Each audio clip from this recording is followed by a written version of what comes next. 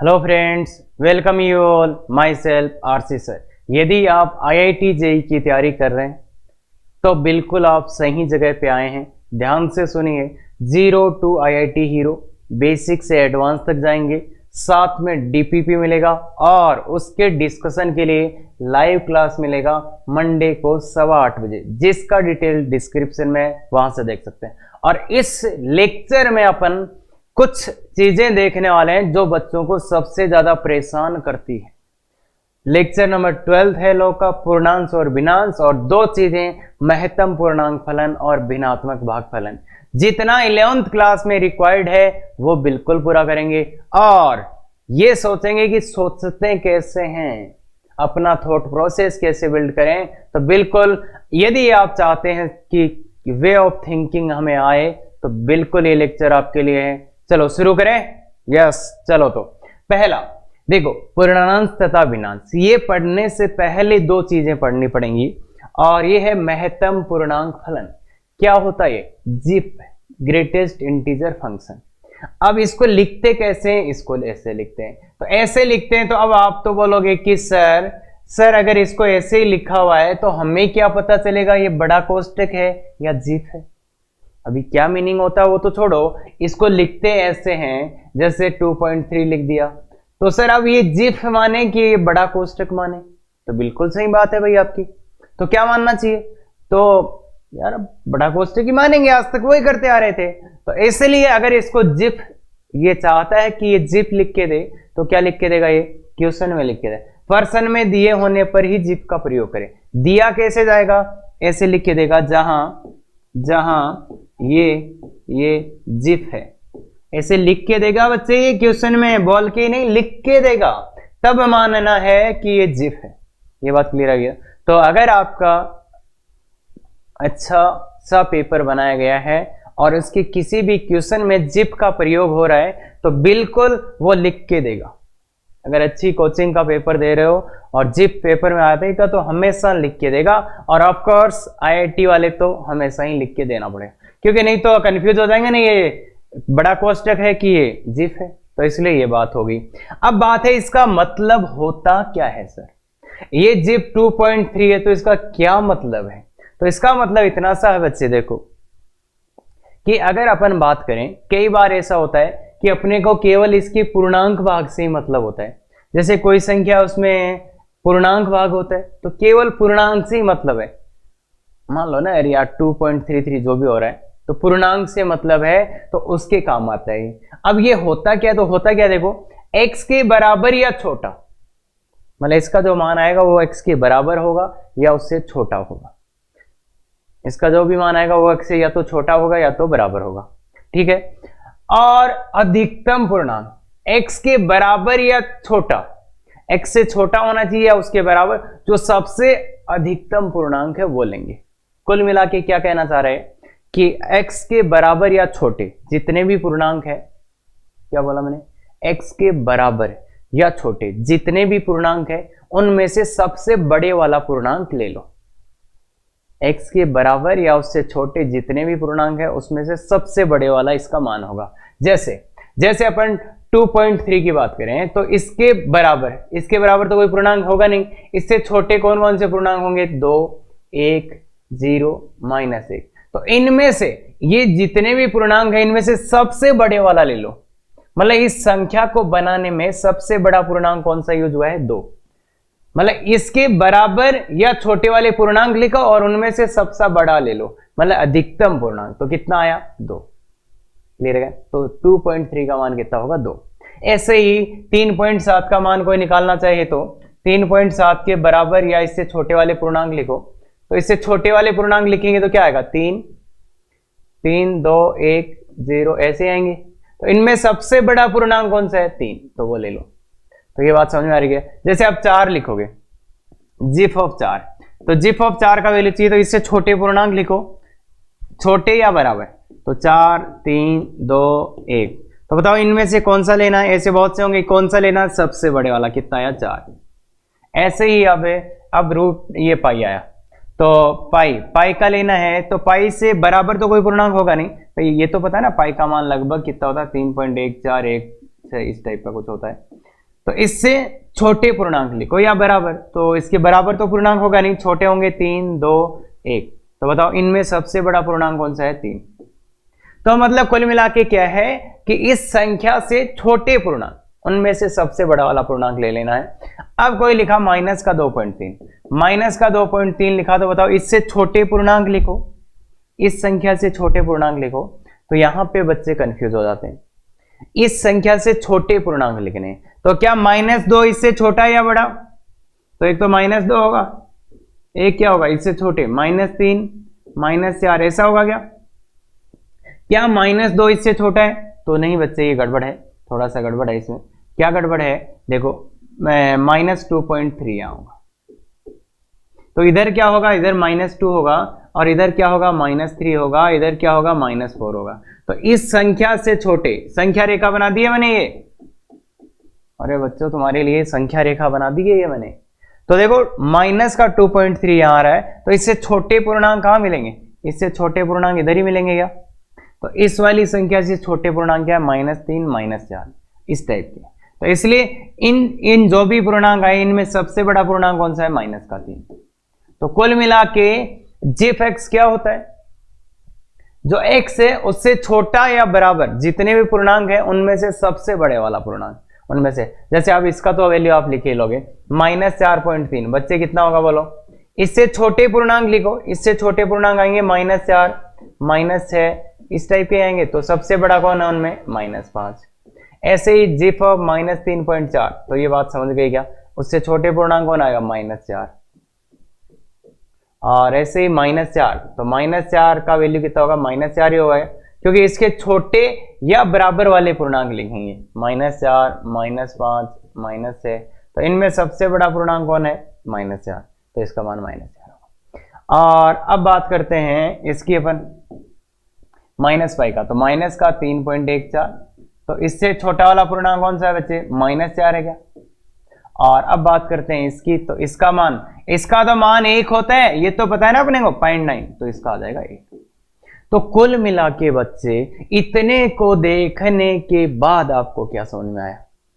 कि सर कुछ भी नहीं आया। बिल्कुल सही बोल रहे हो बच्चे। अब ध्यान से सुनो, ध्यान से सुनो, अगर 3.2.3 है तो इसका मतलब क्या बच्चे? 2। कैसे? मतलब इस संख्या से छोटे वाले पूर्णांक, उनमें सबसे बड़ा पूर्णांक, तो ये 2 है। और अगर माइनस का 2.3 है तो इसका मतलब कितना है बच्चे? -3।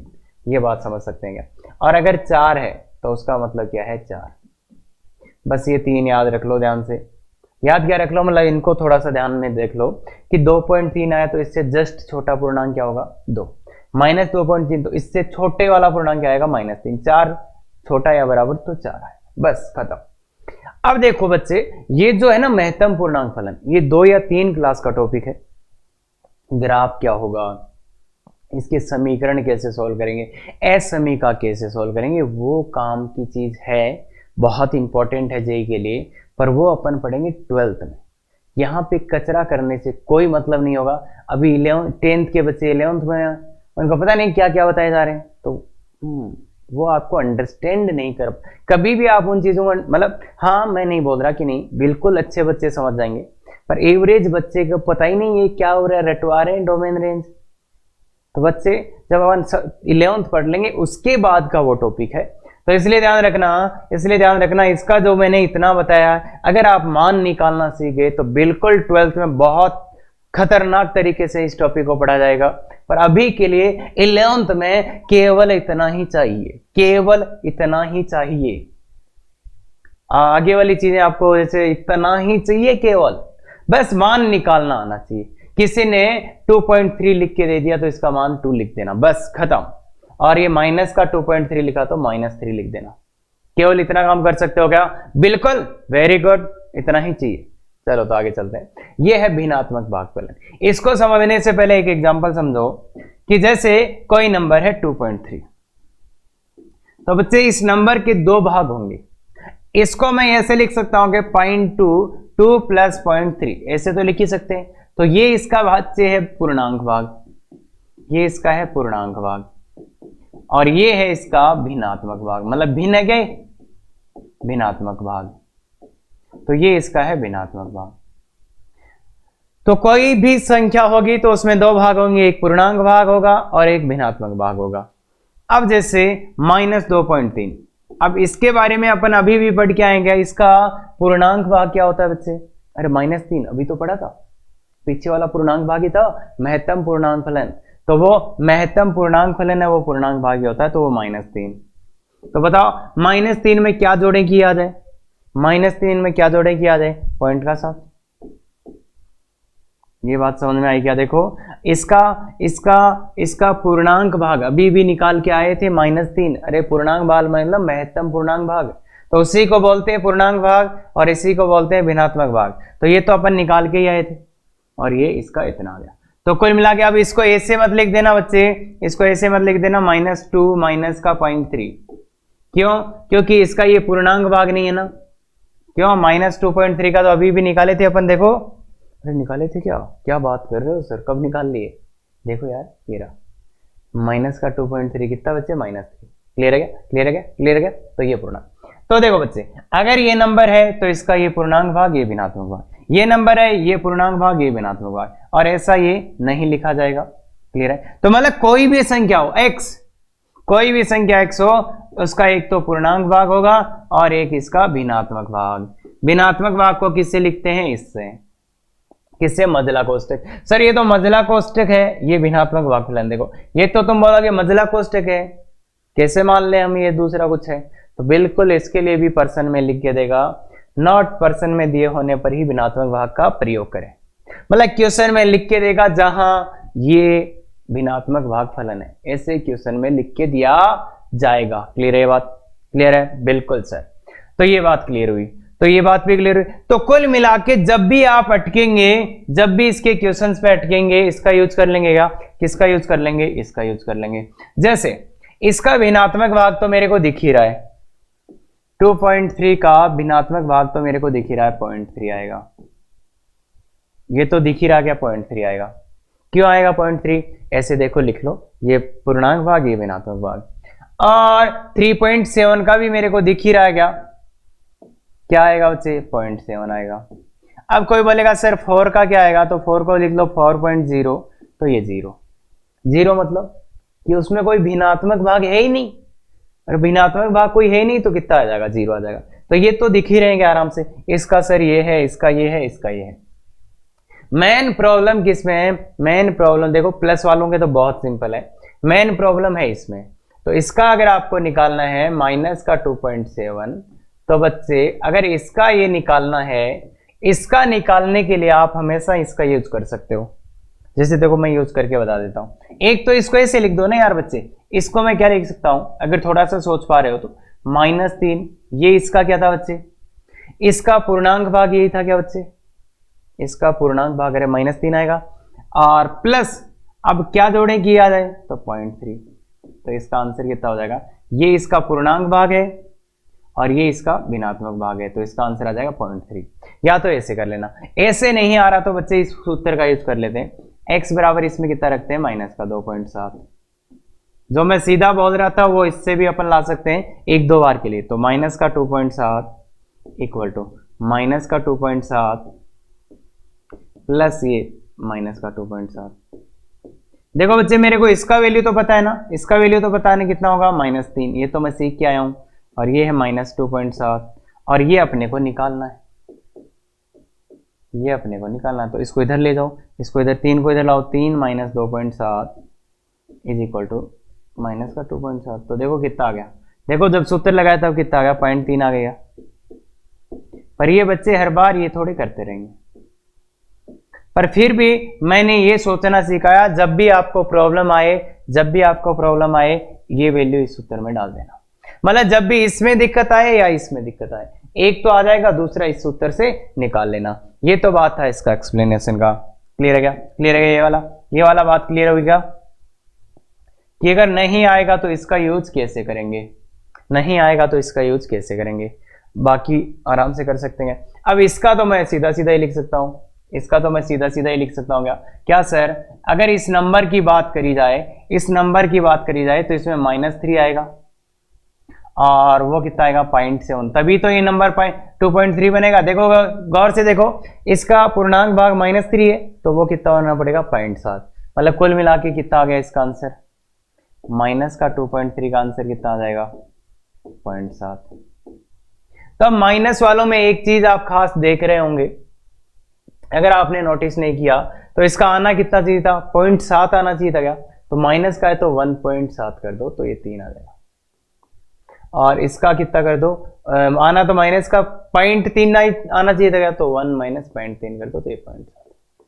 जैसे अगर मैं पूछूं माइनस का 2.1 का कितना आएगा, तो आना तो 0.1 चाहिए था, पर एक में से घटा के लिख दो 1 माइनस 0.1 तो कितना आ जाएगा 0.1। ये बात समझ में आती है, ये बात समझ में आती है बच्चे, बहुत छोटी सी बात है, ये समझ में आती है क्या, ऐसे नहीं समझ में आती तो ऐसे समझ लो यार कि इसका सर पूर्णांक भाग तो -3 होगा, तो भिन्नात्मक भाग को कितना होना पड़ेगा 0.9, तभी तो ये जुड़ के 2.1 आएगा। अरे इन दोनों को जोड़ोगे तो ही 2.1 आएगा ना, इतनी सी बात समझ सकते हो क्या, ये बात समझ सकते हो क्या, ये बात समझ सकते हो क्या। अब देखो इसकी बात करते हैं, इसमें क्या है, ये तो क्या है यार 0.25 है, तो कितना आ जाएगा 0.25 ही आ जाएगा, यही है इसका तो भिन्नात्मक भाग। अब इसकी बात करें तो इसका क्या होता है, 1.732 होता है, 1.732 होता है तो कितना हो जाएगा मतलब 0.732 ऐसे। या थोड़ा और अच्छा इसका आंसर निकालना चाहते हो तो क्या कर देना, इस सूत्र में डाल देना, इस सूत्र में डाल देंगे तो इस सूत्र में डाल के आंसर आ जाएगा। एक जगह √3 डालेंगे, चलो यहां से डाल देते हैं, ये वाला के लिए सूत्र लगा रहे हैं, ये वाले के लिए सूत्र लगा रहे हैं √3, x की जगह √3 रखा इक्वल टू जिफ ऑफ ये प्लस फ्रैक्शनल पार्ट ऑफ √3। तो देखो बच्चे इसका वैल्यू कितना आएगा 1 √3 और इसका वैल्यू कितना आ जाएगा 1, तो -1 that is equal to fractional of √3। तो इसका आंसर आप ऐसे भी लिख सकते हो कि इसका वैल्यू, इसकी जगह क्या लिख दो आप √3 -1। तो ये बात है, इस सूत्र का यूज कर लेना। बाकी बच्चे कुछ भी ज्यादा इंपॉर्टेंट नहीं है, यहाँ पे एक छोटी सी बात याद रख लो, एक 2.3 आएगा तो 0.7 माइनस प्लस का 3.7 आएगा तो 0.4 आएगा तो 0, ये क्या कर दे, ये बात तो ये तो दिख रहे हैं ना इनके फ्रैक्शन, अरे इनके भिन्नात्मक भाग 0.3 0.7 और 0। अब बस इतनी सी बात है, कितनी सी, कि अगर माइनस का 2.3 आएगा तो क्या लिख दोगे 0.3 नहीं लिखोगे, कितना लिखोगे 0.7। ये बात समझ सकते हो क्या, अगर माइनस का कल को 4.2 आएगा तो क्या लिखोगे 0.2 नहीं लिखोगे 0.8, मतलब उसका कॉम्प्लीमेंट्री। ये बात समझ सकते हो क्या आप, ये बात समझ सकते हो, तो इससे ज्यादा कुछ नहीं चाहिए आपको, समझ गए पक्का। और फिर भी कहीं फंस जाओ तो इसका यूज कर लेना, इसके बाहर कुछ भी नहीं है इनका। बाकी बिल्कुल बच्चे, ये भी एक पूरा 2-3 लेक्चर का टॉपिक है, ग्राफ, डोमेन, रेंज, क्या क्या सब कुछ निकाला जाएगा, पर यहां नहीं कहीं और। क्लियर है, 11th क्लास में अगर आप ये समझ गए तो मोर देन सफिशिएंट है, मोर देन सफिशिएंट। तो इसको x के ऋणात्मक, मतलब ये ऋणात्मक नहीं हो सकता, ध्यान रखना, ऋणात्मक भिन्नात्मक भाग, तो इसका मान जो आएगा वो कहां से कहां आएगा, 0 से लेके 1 तक, मतलब भिन्न ही है ये, अरे भिन्न है तो 0 से 1 के। अब 0 क्यों सर, 0 तो पूर्णांक होता है, तो बच्चे अगर किसी का भिन्नात्मक भाग नहीं आया तो क्या बोलेंगे, नहीं आया मतलब कितना था, 0 था, मतलब था ही नहीं उसमें, तो इसलिए। तो ये दो चीजें हैं और इनमें बहुत लंबी चौड़ी कहानी नहीं है, केवल ये गौर से देख लो, इसको लिखना आता है तो दैट्स ऑल, और ज्यादा से ज्यादा ये लगाना आ गया, बस खत्म। क्लियर है बिल्कुल सर। तो बहुत सुंदर तरीके से थोड़ा सी चीजें ध्यान में देखें, नया कंसेप्ट है, बिल्कुल बेसिक से समझाने की कोशिश की है। आगे चलते हैं, अब जो काम की चीजें आती है, पूर्णांश तथा भिन्नांश। सर ये क्यों कर रहे हैं, उसका रीजन अभी आ जाएगा, और वो पिछले वाले क्यों किए थे, उसका रीजन ये है, अगर log 10n का पूर्णांश होता है बच्चे कैरेक्टरिस्टिक, भाई अंग्रेजी वालों के लिए कैरेक्टरिस्टिक ना, और ये होता है मेंटिसा, कैरेक्टरिस्टिक एंड मेंटिसा, तभी इनका C और M आ गया। देखो तो log 10n का पूर्णांश, इसका पूर्णांश निकालना है, उसको c से बोलेंगे, इसका क्या है पूर्णांक भाग। पूर्णांक भाग का मतलब ये हो गया क्या, log 10n का जिफ और 10n का भिन्नात्मक भाग। भिन्नात्मक भाग मतलब ये बात समझ सकते हैं क्या बच्चे, ये बात समझ सकते हैं क्या, इसका पूर्णांश कुछ भी नहीं है। अरे जो log का जो मान आएगा 10 आधार पे उसका क्या ले लेना जिप, और इसका क्या लेना फ्रैक्शन। जैसे इसका कितना मान आता है बच्चे, इसका कितना मान आता है, इसका कितना मान आता है log 10 और 10 का स्क्वायर, दैट इज स्क्वायर पहले आ जाएगा 2, तो इसका कितना मान आ गया 2, तो इसका c कितना होगा, c मतलब इसका पूर्णांक भाग कितना है इसका 2, m मेंटी सा मतलब इसका भिन्नात्मक भाग कितना है, भिन्नात्मक भिन्न, अरे 2.0 है तो है ही नहीं, तो c हो रहा है। ये बात क्लियर है क्या बच्चे, कुछ नहीं, इसका मान निकालो, उसका c और m पूर्णांक भाग और ये भिन्नात्मक भाग। अब जैसे इसका निकालना है तो इसका मान निकालो बस सीधा आप, तो log 10 ये 10 की घात 2 और ये 10 की घात 1/2, ये बात समझते हैं क्या बच्चे, ये 10 की घात 2 ये 10 की घात 1/2, तो 10 की घात log 10 की घात कितना, घात आधार समान है तो घातें जुड़ जाएंगी 2 + 1/2, तो घात पहले आ जाएगी, तो 2 प्लस आधा है क्या, तो 2.5 इंटू log 10, अरे 2 प्लस आधा तो 2.5, तो बताओ इसके लिए c क्या आएगा, m कितना है, c तो इसके लिए भी 2 और m कितना है 0.5। तो क्या बच्चे ये छोटी सी बात आप जान सकते हो, क्या बच्चे ये छोटी सी बात बोल सकते हो, कुछ भी नहीं है, एग्जैक्ट ध्यान में देखेंगे तो बहुत सिंपल है, पूर्णांक भाग, भिन्नांश भिन्नात्मक भाग, खत्म। आधार यहाँ पे log का कितना रहेगा 10 रहेगा, आधार यहाँ पे log का कितना रहेगा 10 रहेगा, क्लियर है क्या? ये क्यों किया, पिछले वाले 2 स्लाइड क्यों किए, उन सब का लॉजिक या रीजन है आगे वाला क्वेश्चन। तो आगे वाला क्वेश्चन, हाँ बच्चे पहले तो इस क्वेश्चन का मतलब समझाओ मुझे तुम।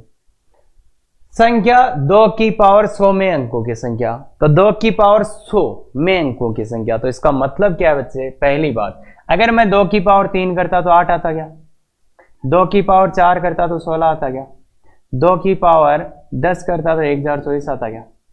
तो इसमें कितने अंक है, 1 अंक, इसमें कितने अंक है बच्चे, 1 अंक है, या इसमें कितने अंक है 2 अंक, इसमें कितने अंक है, इसमें कितने अंक है 4 अंक, दिख रहे हैं क्या?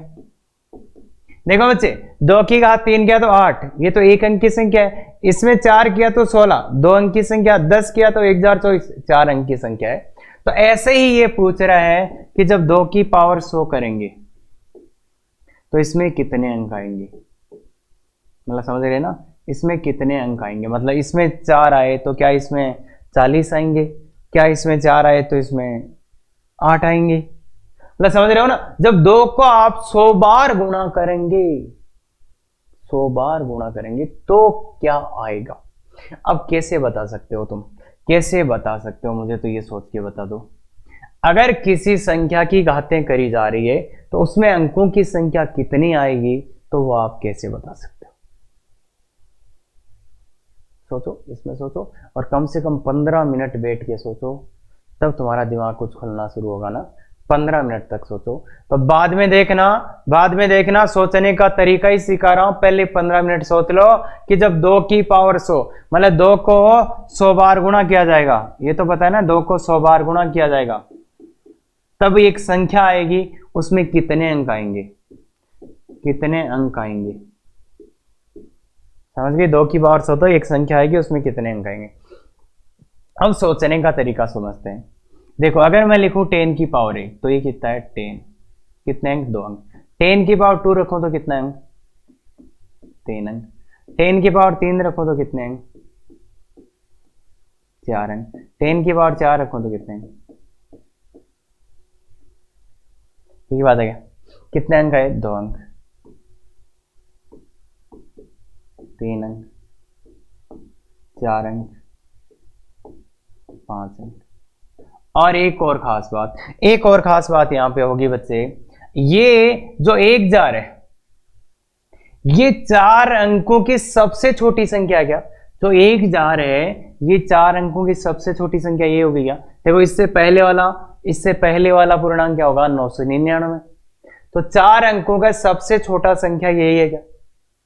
क्या बोला मैंने? अरे इससे छोटे वाले 999 होंगे। तो ये है 4 अंकों की सबसे छोटी संख्या। ये बात भी इसके बारे में, 4 अंकों की सबसे छोटी संख्या, सबसे छोटी संख्या है। ये बात तो समझ में आती है ना बच्चे? ये एक ऐसी संख्या है जो 4 अंकों की है पर सबसे छोटी है। तो ये बात समझ आ रही होगी। अगर 10 की घात 1 है तो 2 अंक आएंगे, अगर 2 है तो 3 अंक आएंगे, 3 है तो 4 अंक आएंगे, 4 है तो 5 अंक आएंगे।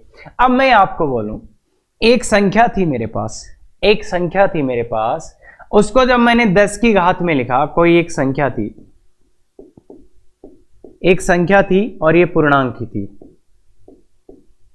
एक पूर्णांक संख्या थी मेरे पास, एक पूर्णांक संख्या थी। और जब मैंने इस संख्या को लिखा 10 की घात में, 10 की घात में लिखा, तो वो क्या आया बच्चे? वो क्या आया? वो आया मेरे पास 2.83 इस टाइप का। मतलब एक पूर्णांक संख्या थी, एक मेरे पास पूर्णांक संख्या थी, उसको जब मैंने 10 की घात में लिखा तो वही आया। तो बताओ इस संख्या में कितने अंक रहे होंगे? इस संख्या में कितने अंक रहे होंगे? इस संख्या में कितने अंक रहे होंगे? इस संख्या में कितने अंक रहे होंगे? मतलब अपन ने 10 की पावर 2.3। तो देखो, अगर आप बोलते सर 10 की पावर 3 होती, अगर 10 की पावर 3 होती यहां पे तो 4 अंक आ जाते। अगर सर यहाँ पे 10 की पावर 2 होती तो कितने अंक आ जाते सर? अगर 10 की पावर 2 होती तो 3 अंक आ जाते। अब मैंने ये तो बोल दिया ये एक पूर्णांक संख्या है और ये इन दोनों के बीच में आ रही है। इन दोनों के कहां आ रही है बच्चे? बीच में आ रही है। ना तो ये है ना ये, तो बीच में आ रही है। अगर यहां कोई संख्या है तो उसमें कितने अंक रहे होंगे? गौर से यार देख ही लो ना। अगर कोई संख्या इन दोनों के बीच में है तो कितने अंक रहेंगे? ये तो 4 अंकों की सबसे छोटी संख्या है, इनके बीच में जो संख्या आएगी वो 3 ही अंकों की आएगी। या तो उसमें कितने अंक रहेंगे बच्चे? 3 अंक रहेंगे। या कैसे बता किया मैंने? देखो 10 की घात 2 होता तो 100 होता, 10 की घात 3 होता तो 1000 होता। इन दोनों के बीच में है तो 815, 820 या 910 या 605 या 102 या 104 या 100 या 303 ऐसी संख्याएं रहेंगी क्या? तो इनके बीच में अगर कोई संख्या होगी तो उसमें अंक कितने? 3 होंगे कि 4? ओ सर क्या बोल रहे हो? अंक 3 होंगे कि 4? सर 4 अंकों की तो सबसे छोटी संख्या ये है और ये आप बता रहे हो सर इनके बीच में है तो उसमें अंक पक्का 3 ही होंगे, क्योंकि 4 अंक तो हो ही नहीं सकते ना। क्यों नहीं हो सकते? 4 अंकों की तो सबसे छोटी संख्या ये है, तो मतलब वो जो संख्या रही होगी सर उसमें 3 अंक रहे होंगे। भाई 3 ही रहे होंगे ना। जैसे इन दोनों के बीच में कौन आते हैं? 100 और 1000 के बीच में कौन आते हैं? 999, 998, 850, 800, 700। ये जितनी भी संख्याएं हैं इन दोनों के बीच में, जितनी भी पूर्णांक संख्याएं, उनमें कितने अंक आते हैं? 3। उनमें कितने अंक आते हैं? 3। अरे बच्चे 3 ही है? क्या बात कर रहे हो सर? थोड़ा गौर से सोच बच्चे, 3 ही अंक आएंगे शायद। तो 3। तो ये बात, एक छोटा सा यहां से हिंट मेरे को मिला कि अगर मैं किसी संख्या को 10 की घात में लिख पाऊं, अगर मैं किसी संख्या को 10 की घात में लिख पाऊं तो उसमें अंकों की संख्या निकाल सकता हूं क्या? अंकों की संख्या, हाँ। तो अब इसको लिख दे क्या? इसको देखो देखो बच्चे, अगर किसी भी संख्या को, और आपको पता है ये अपन क्यों लिखते हैं? साइंटिफिक नोटेशन जानते हैं कि आपको? 2.3 इंटू 10 की घात 6। ऐसे क्यों लिखते हैं वो लोग? क्योंकि संख्या को देखते ही पता चल जाए कि इसमें कितने जीरो हैं या इसमें कितने अंकों की संख्या है। ये साइंटिफिक नोटेशन क्यों लिखते हो आप? इसलिए कि देखते ही पता चल जाए इसमें 7 अंक आने वाले हैं। मतलब कितने जीरो लगाने? 6। तो इसमें कितने अंक आ जाएंगे? 7 अंक। जैसे इसने किसी ने ये लिखा 1 इंटू 10 की पावर 100, कितने अंक आएंगे? 101 अंक आएंगे। तो इसलिए अपन साइंटिफिक नोटेशन में लिखते हैं संख्याओं की, कि अंकों की संख्या देखते ही पता चल जाए। तो इसमें अंकों की संख्या निकालना है तो मेरा थॉट प्रोसेस क्या है? मैं इसको कैसे भी करके इस संख्या y बराबर 2 की पावर 100 को कैसे भी करके, या n मान लो वही संख्या है, तो इस संख्या को मैं कैसे भी करके 10 की पावर में लेना चाहता हूं, 10 की घात में लिखना चाहता हूं। तो क्या करो, दोनों तरफ 10 ले लो, लॉग देखो log 10 बराबर log 10 2 की घात 100। अब ये 100 तो पहले आ जाएगा, ये 100 तो पहले आ जाएगा, ये 100 तो पहले आ जाएगा, और यहां पे log 10 2 का मान कितना होता है, तो ये कितना आ गया बच्चे 30.10 log 10n। मैंने एक चतुराई की थी, अब log को वापस हटा दो, log को वापस हटाओ तो इधर का आधार इधर 10 की पॉइंट 30.10। ओ क्या कर दिया, एक संख्या थी 2 की पावर 100, क्या लिखा हुआ था 2 की पावर 100, उसको मैंने log का कुछ कुछ किया, log ले लिया दोनों तरफ 10 आधार पे, इसका मान 10, अरे log 10 तो का मान याद है ना 3.10, इसका मान रखा 30, इसको मैं 10 की घात में लिख पाया क्या, एक संख्या थी 2 की घात 100, उसको 10 की घात, अगर अब आप सब एग्री करोगे, अगर 10 की पावर 30 होता तो कितने अंक होते, 31 अंक, 31 अंक होते हैं ना बच्चे, देखो अरे एक अंक, और 10 की पावर 31 होता तो कितने अंक होते, 32 अंक। ये बात समझ में आई क्या, अगर 10 की पावर 30 होता, अगर ये संख्या 10 की पावर 30 आती तो कितने अंक होते, 31, अगर 10 की पावर 31 आती तो 32 अंक। अब ये इन दोनों के बीच में है, इन दोनों के बीच में, पर ये तो सबसे छोटी संख्या होती है, तो क्या होगा 10, कितने अंक होंगे इसमें, कितने अंक होंगे बच्चे इसमें, 31 अंक। ये बात समझ में आती है क्या, कितने अंक होंगे बच्चे इसमें, 31 अंक। अगर ये 10 की पावर 30 आता तो 31 अंक रहते, 10 की पावर 31 आता तो 32 अंक। अरे 10 की पावर 30 में 31 अंक क्यों, अरे एक के आगे 30 जीरो लगाना है तो 31, ये समझ में आता है क्या, तो इसलिए इस संख्या में कितने अंक होंगे, 30 अंक। ये तो था सोचने का पूरा थॉट प्रोसेस, पर क्या आप इतना कर पाएंगे एग्जाम में, तो ये मैंने उनके लिए बताया। और ध्यान से देखो, मैंने बहुत चतुराई की और चतुराई करके बहुत ही गजब से आंसर लाया हूं मैं, और ये जो थॉट प्रोसेस था ये सब था, बाकी ये एक बार इंपॉर्टेंट था, अब कोई भी इंपॉर्टेंस इसकी नहीं बची है। आपके दिमाग में ये आ सकता है कि आप कैसे कैसे सोच के यहां पे जाते, पर अब तो मैं आपको एक सूत्र बताने वाला हूं जो 2 मिनट में आंसर दे देगा, इसको गोली मारो। तो इसलिए बच्चे जिनको समझ में आया बहुत अच्छे, जिनको नहीं समझ में आया और भी अच्छे, क्योंकि कोई 1 सेकंड में हो जाने वाला है ये क्वेश्चन, तो ऐसे करेंगे भी नहीं, बस इसलिए कि सिस्टेमेटिक किसी ने कैसे सोचा होगा और क्यों ये साइंटिफिक अंक आप लिखते हो, तो उसका पीछे का लॉजिक ये था। क्लियर है, अब इस क्वेश्चन को कैसे करना वो देख लेते हैं। तो क्वेश्चन को कैसे कर, संख्या n में अंकों की संख्या बराबर c+1। अब c क्या है, c क्या है, c यहां पे वही है, c कैरेक्टरिस्टिक है n का, c का मान है, c वही है भाई, पूर्णांश, पूर्णांक भाग रहे, पूर्णांश है ये बच्चे, c क्या है बच्चे, पूर्णांश। क्लियर है ये बात। अब जैसे इसमें देखो संख्या n में अंकों की संख्या c+1, और ये राज है, हमेशा याद रखना है, जिसको वो पीछे वाला क्वेश्चन नहीं आया था उसको याद रखना है, c+1। तो इसका c निकालते हैं सीधा सीधा, तो इसको n बराबर 2 की घात 100 है क्या, तो log 10n बोलो,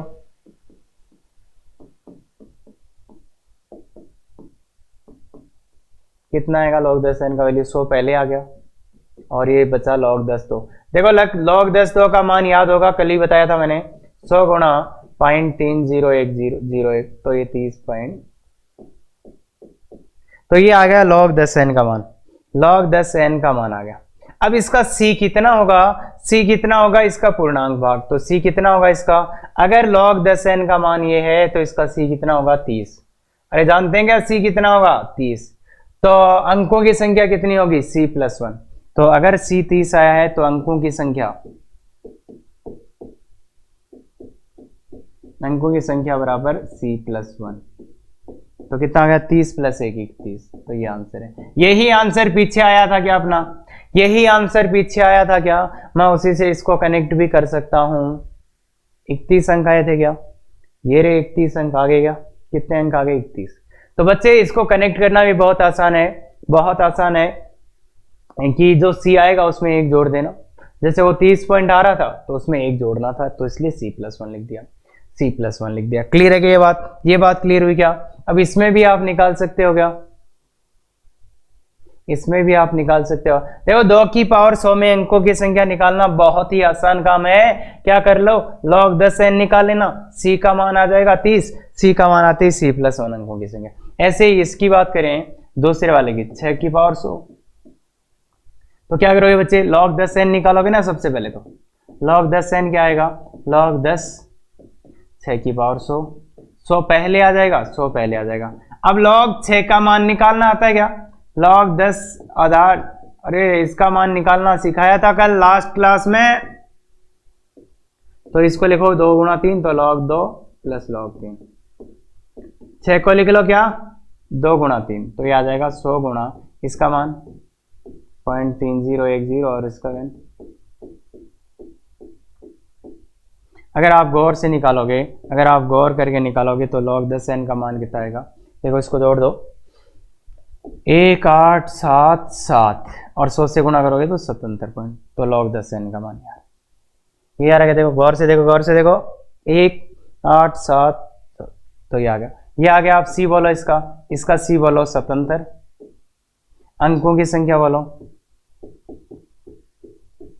अंकों की संख्या बोलो कितना बच्चे, C+1 मतलब 78। खत्म, कोई दिमाग नहीं लगाना, जीरो दिमाग लगाना है यहाँ पे। वो क्यों, वो अंडरस्टैंडिंग जरूरी होती है कि कहां से चीजें आ रही है। IIT एडवांस है इसका नाम। तो बाकी अभी क्या करना है, इस क्वेश्चन के लिए मेरे को कितना दिमाग चाहिए, 0 दिमाग। log 10n निकालूंगा, c निकालूंगा, C+1, log 10n निकाला, C+1, खत्म। आगे वाला ये वाला में अंकों की संख्या, तो देखो बच्चे ये आपको बहुत अच्छे से आना चाहिए, खुद से ट्राई करो। क्या निकालना है, log 10n। log 10n का मान निकाल लो आप, तो log 10n, n का मतलब, इसको इधर लाओ 200। अब 18 को क्या लिखोगे, log 10 18, 2 का इंटू 3 का स्क्वायर, तो बोलो 200 इंटू log 10 2 प्लस log 10 3 का स्क्वायर पहले आ जाएगा या मान पुट कर दो,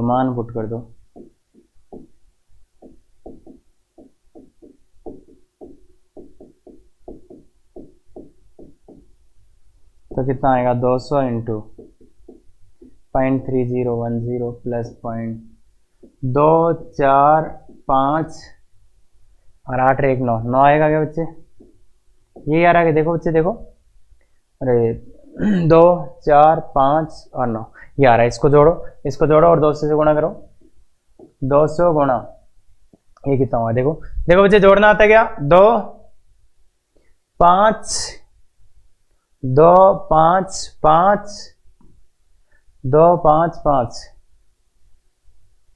2 5 5 और 9 और 12, तो 1.2 यही आएगा क्या बच्चे, ये आएगा, ये देखो यही आएगा 1.25, अरे जोड़ना आता है ना इसको और इसको बराबर में लिखिए, 2 5 5 12, तो इसको इससे गुणा कर दो, 2 से गुणा करना मतलब 4, 10 का 0 और 1 11, 4 और 1 5 5 ये 2 और 2 0 इधर आगे किसका दो है ना, 2 आगे किसका दो, तो ये आएगा 251.04 आ रहेगा, 251.04 आ रहेगा। 1.2 को इससे गुणा करोगे 251 पॉइंट, तो ये आ गया किसका मान आ गया बच्चे, ये किसका मान आ गया, log 10n का।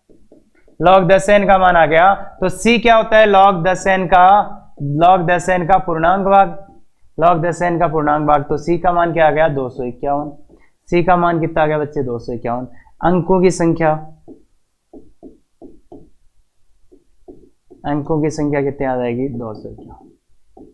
ये 251 प्लस 1 है, C+1 होता है बच्चे।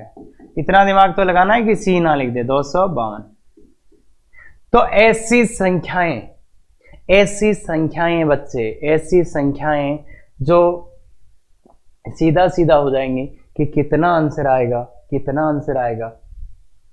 n log n, अरे n निकालो, c निकालो, खत्म। अब थोड़ा सा दिमाग लगेगा, इसमें कितने अंकों की संख्या आएगी, 252। इसमें कितने अंक है, 252। ठीक है, अब एक क्वेश्चन करते हैं, चलो तो इसमें बताओ, बहुत सुंदर तरीके से सोचो और इसका आंसर ले आए तो वेरी गुड बच्चे, वेरी गुड। एन एन किसको मानना है? 6 की पावर 100 प्लस। अगर इसका आंसर आप ले आया, एडवांस का इजी क्वेश्चन है और करते करते आपको समझ में आ जाएगा कि एडवांस का इजी क्यों बोल रहे हैं सर। एडवांस कैटेगरी का क्वेश्चन है, इजी कैटेगरी एडवांस है। आईआईटी में कैसे सवाल पूछे जाते हैं तो वो एक झलक। तो देखिए बच्चे, सबके सब जल्दी से 10 मिनट में भी अगर आप सही आंसर ले आए इसका तो वेरी गुड,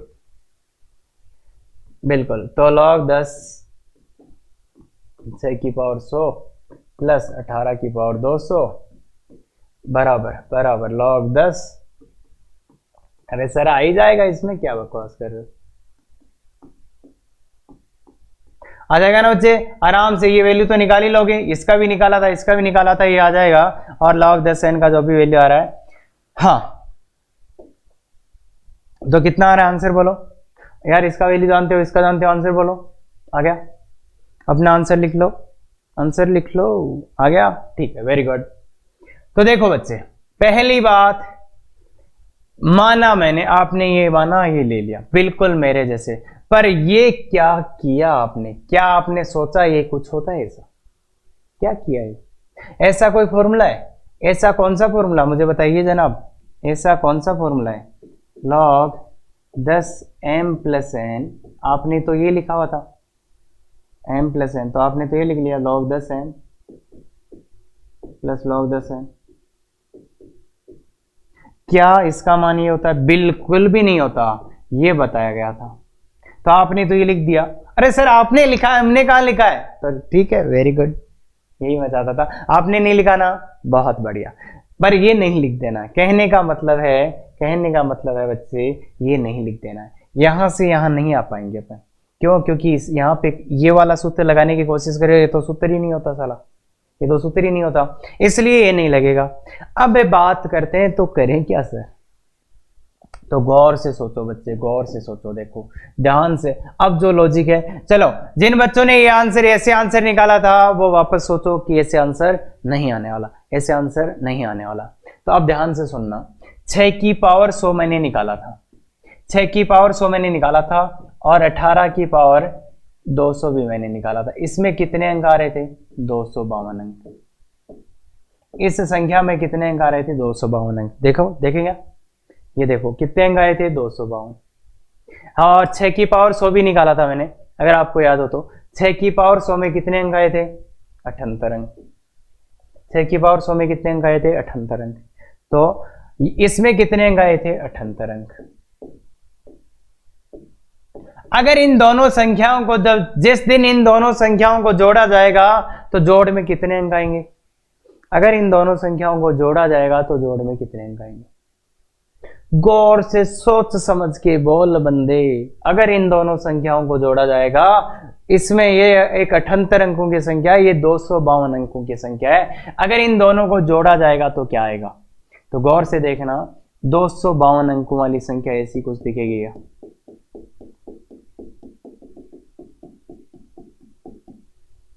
ऐसी 78 अंकों वाली संख्या को इसमें जोड़ना है तो यहां से ये चलेगी, 78 अंक तो यहीं कहीं खत्म हो जाएंगे।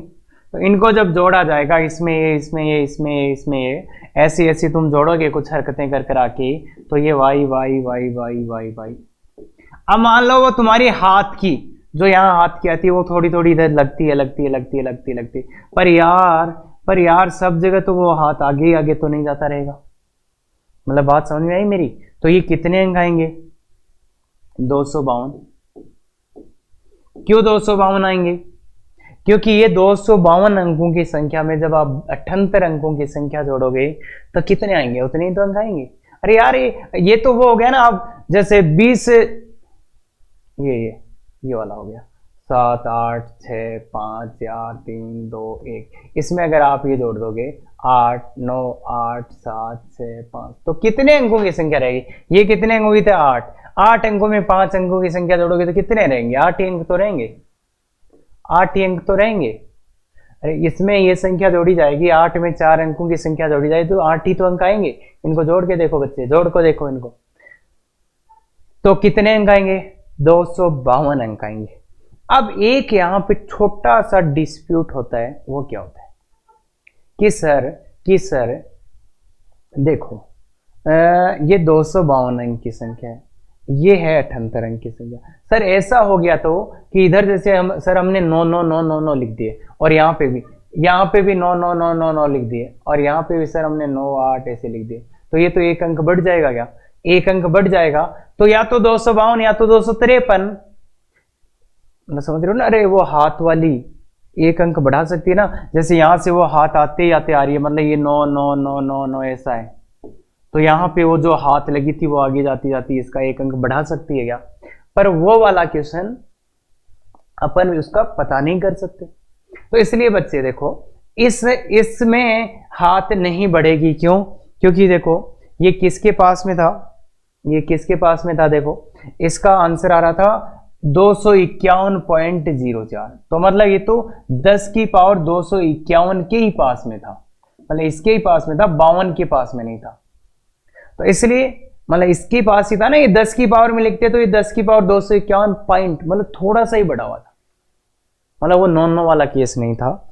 बाकी बात ये समझ में आएगा कि 252 अंकों की संख्या में जब 78 अंकों की संख्या जोड़ी जाएगी तो रिजल्टेंट 252 ही आएगा। एक केस है जब सब हाथ लग लगा के वो 253 आ सकता है, पर इधर तो केस नहीं है। वो क्यों नहीं केस है? क्योंकि ये वो संख्या नहीं है जिसमें 9 9 9 9 आ रहे। क्लियर है? तो इसलिए तो ऐसा कंफ्यूजन आएगा नहीं। बाकी 252 या 253 इनमें में से एक आंसर होगा ना, इन्हीं में से एक। भाई अगर वो हाथ वाली मान लो इसका एक अंक बढ़ा देती है तो 253, पर इसमें तो नहीं होगा वो केस। क्लियर है? तो इसलिए दिमाग का यूज करना चाहिए ऐसे। और इसमें मैंने सबसे ज्यादा बार बच्चों को गलत फॉर्मूला लगाते हुए देखा है, तो ऐसा नहीं करोगे ना बच्चे, ऐसा नहीं करोगे ना। ये प्रॉपर सोच लोगे 78 अंक 252 अंक दोनों को जोड़ेंगे तो 252 अंक ही आएंगे, ये आपका आंसर है।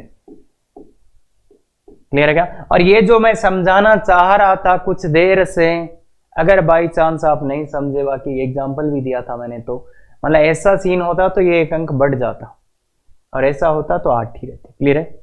समझ जाएंगे। बोलिए अब ये है दूसरा क्वेश्चन। जैसे 2 की पावर -100, अगर आप 2 की पावर -100 लिखोगे तो ये कितना छोटा नंबर है, गौर से देखना। अरे केमिस्ट्री वाले 0 लिख दो इसको, ये कितना छोटा नंबर है। इस नंबर को आप जब लिखोगे तो 0.0000 बहुत से 0 मिलेंगे, 0, और वहां जाके फिर कोई 3 4 ऐसा कोई मान आएगा इसका, तो यहां पे बहुत से 0 मिलेंगे। तो ये केमिस्ट्री वाले के कारनामे है भाई। कितने 0 है बच्चे? कितने 0 है? बहुत 0 है। तो क्या चाहते हैं अपन ये चाहते हैं कि इस दशमलव और इस पहले जो पहला है शून्य अंक है, इसको आप सार्थक अंक भी बोलते होंगे। सार्थक अंक पढ़ लिया क्या? सार्थक अंक फिजिक्स व्यवस्था में नहीं पढ़ा? कोई दिक्कत नहीं, तो अपने तो ये बोल दो। तो इस दशमलव और इस पहले शून्य अंक या सार्थक अंक, इसका देखो ये सबसे पहली बार है शून्य अंक, ये है ना, यहां तक तो 0 0 ही थे। तो इन दोनों के बीच में कितने 0 आएंगे? इन दोनों के बीच में कितने 0 आएंगे? तो देखो संख्या n में दशमलव के बाद तथा प्रथम शून्य अंक या उसको सार्थक अंक भी बोलते हैं के बीच में शून्यों की संख्या, के बीच में शून्यों की संख्या कितनी होगी? C+1। बस यहाँ पे मॉडुलस लगाना है। यहाँ पे क्या लगाना है? मॉडुलस। तो दोनों का सेम ही सूत्र हो गया। पहले वाले का भी क्या था? C+1। अंकों की संख्या भी क्या था? C+1। और शून्यों की संख्या भी क्या है? C+1। क्लियर है ये बात? तो जैसे इसमें लिखते हैं अपन n बराबर 2 की घात -100, तो सबसे पहला निकालेंगे log 10n, कितना आ जाएगा? log 10 2 की घात -100, इसको इधर ले आओ तो -100 पहले आ जाएगा इंटू log 10n। इसका मान जानते हैं आई थिंक आप सर 0.3010, तो ये आ गया माइनस का 30.10। तो इसका C कितना आएगा? जोर से बता दो और सही से बता दो। अगर log 10n का मान ये है तो इसका C कितना आएगा? इसका C कितना आएगा? C मतलब इसका जिफ, log 10n का जिफ। अरे log 10n का पूर्णांक भाग जो कि -30.10। गौर से बोलो बच्चे, जोर से बोलो और गौर से बोलो, कितना आएगा इसका C? कितना कितना कितना कितना सर माइनस का 30 नहीं बच्चे, इसका सी, इससे छोटे वाला पूर्णांक, इससे छोटे वाला पूर्णांक -31 आएगा। अतः शून्यों की संख्या कितनी आएगी?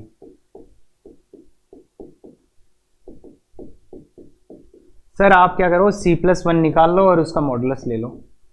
c+1 कितना आएगा बच्चे? यहां से देखो c में 1 जोड़ा जाएगा तो कितना आ जाएगा? -30 आ जाएगा। c+1 -30, देखो यार c में 1 जोड़ दो -30, अरे दोनों तरफ 1 जोड़ दो तो -30 का मॉडुलस कितना आ जाएगा? 30। तो कितने शून्य आएंगे बच्चे? 30 शून्य आएंगे। मतलब क्या है? मतलब ये है जब आप इसको लिखोगे ना, इसका मान पता है आपको कैसा आएगा? 0.000000, यहाँ कोई 2 4 जो भी आना है यार, जो भी आना है। तो यहां से लेके यहां तक कितने शून्य आएंगे? 30 शून्य आएंगे। समझ में आता है? इसका मतलब क्या है कि जो दशमलव आया है और जो पहला है शून्य अंक आया, उन दोनों के बीच में शून्यों की संख्या कितनी आएगी? 30। यहाँ पे हो सकता है कुछ और आ रहा हो बच्चे, x लिख दो, अरे कुछ भी आ सकता है यहाँ पे ना। तो यहाँ ये शून्य कितने आएंगे? 30। ये बात समझ में आती है क्या? ये बात समझ में? तो इसका भी आंसर क्या है बच्चे? c+1। c+1 किया तो माइनस आ रहा था इसलिए मॉडुलस ले लिया। और ऐसे नहीं थे ना, वहां कितने आदमी से? सर माइनस के 3 आदमी थे। अरे कितने आदमी थे? तो मतलब कितने शून्य थे? 1 2 3 ऐसे ही बताओगे ना, माइनस के 30 शून्य थे, ऐसा नहीं बताओगे? Very good. तो कितना आएगा? c+1 का मॉडुलस। तो शून्यों की संख्या पूछे तो c+1 का मॉडुलस c निकालना आ गया। चलो आगे चलते हैं। बोलिए जनाब, बोलिए जनाब, ये क्वेश्चन आप करेंगे यार, ये करेंगे बिल्कुल। और इसका जिसको आंसर नहीं आ रहा है उसको कुछ बातें याद आने वाली है, उसको कुछ बातें याद आएंगी, और जो जो बातें याद आएंगी वो जो बातें याद, इसका आंसर निकाल लो प्लीज, इसका आंसर निकाल लो। और जिसका आंसर नहीं आए तो वो ये समझ लेना, वो बच्चे थोड़ा सा उनको ज्यादा ध्यान देने की जरूरत है, और उनको एक एक बात याद आएगी जो मैंने बोली है। तो ये है n, ये मान लिया, log 10n निकालना है, क्या आएगा?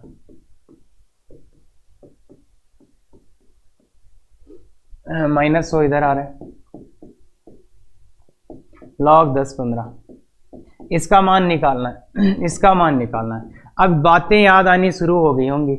इसका मान बहुत से लोग नहीं निकाल पाएंगे, और निकाल के देख लो, अगर अभी भी लगता है आपको निकाल पाओगे तो इसका मान निकालने के लिए आपको करना पड़ेगा 3 × 5। तो 5 को लिखना पड़ेगा 10/2। क्या आप ये 10/2 लिख पाए? क्या आप 2, अदरवाइज मान ही नहीं आएगा। तो ये हो गया log 10 3 plus log 10 10 minus log 10 2। तो ये आपका मान, इसको गौर से देखिए बच्चे, 0.4771। इसको माइनस कर दो इसमें से, इसको इसमें से माइनस कर दो बच्चे, तो ये है -100। इसको इसमें से माइनस करेंगे तो 1 बचेगा, इसमें से इसको माइनस कर रहा हूं मैं, 1 बचेगा। यहाँ पे 6 बचेगा क्या? 1 6, और यहाँ 7, और यहाँ कितना बचेगा? 1, और ये +1 कर देंगे तो ये आएगा। क्या देखो बच्चे, देखो बच्चे, देखो बच्चे, 1 बचेगा, 6 बचेगा, 7 बचेगा, उसमें से गया तो 7 ही बचेगा, उसमें से गया तो 1 ही बचेगा। तो ये कितना हो गया? माइनस का 117.6। ये किसका मान आया? log 10n का मान, log 10n का मान माइनस का 117.6। तो c क्या आ जाएगा बच्चे? इसका c आ जाएगा, मतलब इसका पूर्णांक भाग, इसका पूर्णांक भाग कितना है बच्चे? -117 ना? नहीं सर, क्या बात कर रहे हो सर आप? c+1 निकालना होता है तो कितना? -118 + 1 तो -117। तो इसलिए शून्यों की संख्या कितनी आ जाएगी? शून्यों की संख्या, शून्यों की संख्या कितनी आ जाएगी? c+1 का मॉड, तो c+1 का मान निकाल चुके हो तो 117। तो कितने शून्य आएंगे बच्चे? कितने शून्य आएंगे? 117। 117। क्या आपका आंसर मैच हुआ था? क्या आपका आंसर मैच हुआ था? क्या आपका आंसर मैच हुआ था? अरे हो गया sir, very good, great, you are doing great. अब एक चीज ये कर लिया, सब कुछ मैंने बढ़ा दिया। अब एक क्वेश्चन मैं आपके लिए छोड़ रहा हूं, इसके आंसर मुझे बताइएगा आप। अब 2 की घात -10, 2 की घात -100 प्लस 15 की घात -100 के बारे में सोचें। मतलब इसमें क्या निकालना है, इसमें सोचना मतलब क्या है, इसमें शून्यों की संख्या। ये आप बिल्कुल कमेंट करके आंसर बताएंगे, शून्यों की संख्या। कि अगर इन दोनों को जोड़ दे, देखो मैंने दोनों में शून्यों की संख्या निकालना बता दिया है बच्चे, इसमें भी मैंने निकाल के बता दिया, इसमें भी मैंने निकाल के बता दिया। अब अगर मैं दोनों को जोड़ देता हूं तो कितने आएंगे, ये आप बता सकते हैं क्या? इसमें शून्यों की संख्या चाहिए, बिल्कुल सोच समझ के आंसर दीजिएगा। ऐसे लेक्चर देखो जिसमें डीपीपी मिलेगा। हाँ, इसका पीडीएफ आप डाउनलोड कर रहे होंगे, कर सकते हैं, तो आंसर निकालिएगा। आंसर की है, अगर दिक्कत आए लाइव क्लास है, कैसे ज्वाइन करना है, इस कोड को यूज करें।